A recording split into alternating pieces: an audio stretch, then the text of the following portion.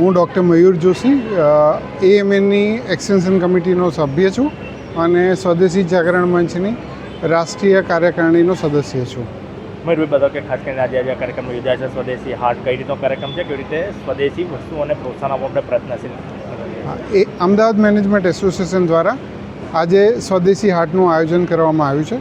તેમાં ખાસ કરીને જે ભારતમાંથી જે લોકો જુદા જુદા પ્રકારની વસ્તુઓનું એક્સપોર્ટ કરે છે તેમને પ્લેટફોર્મ આપવાના વિચાર સાથે આજે સ્વદેશી હાટનું આયોજન કરવામાં આવ્યું છે. આ કાર્યક્રમ 3 દિવસનો છે અને જેમાં રોજ જુદા જુદા પ્રકારના વ્યક્તિઓ આવશે અને જુદા જુદા સંવાદ પણ થશે.